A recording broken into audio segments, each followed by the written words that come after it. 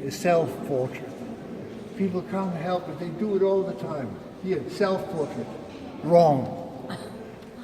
It is Rembrandt, but it is a study in the mirror. Rembrandt had made quite a number of studies in the mirror.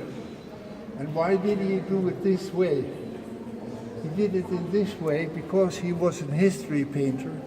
In history, you have always people facing each other, fighting or making love or talking or whatever.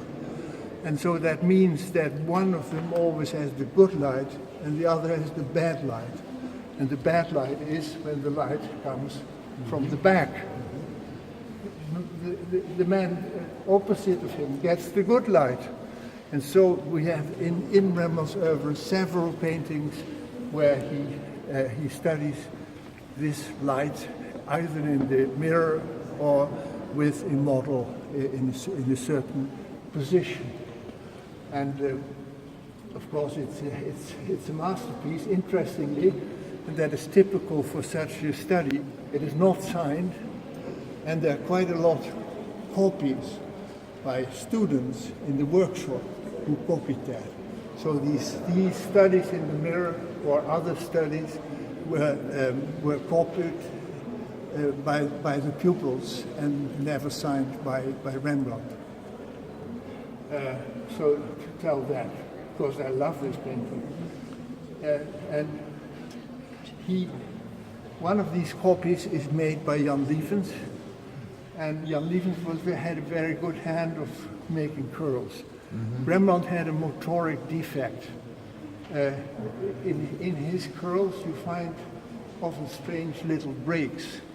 He must have had... Scraping with a sharpened brush handle through the wet paint. Yes, it's in the wet paint, but when you do that gesture, this is involved, the fingers are involved.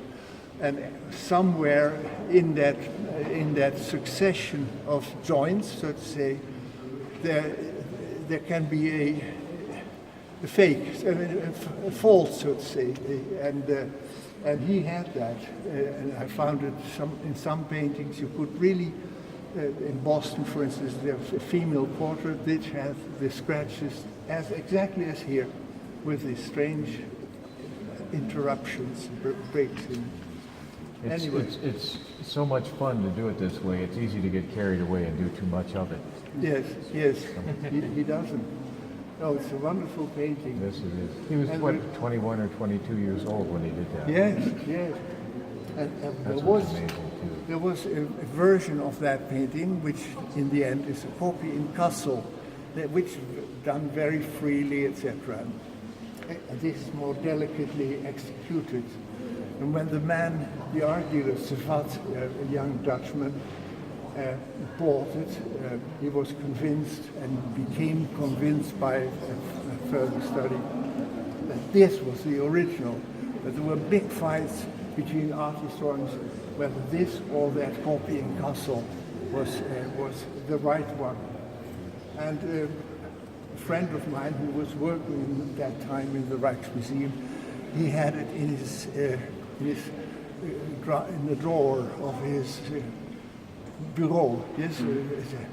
So when he opened the devil, he heard boom. Then it went. Then he closed it. He hit boom. It went the other way, the other side. He lived with that painting. Wow. Because that dealer was his friend, and they were so in love with the painting that he had it with him all the time, and he had it in a drawer and boom, boom. That's so. Wow. That painting is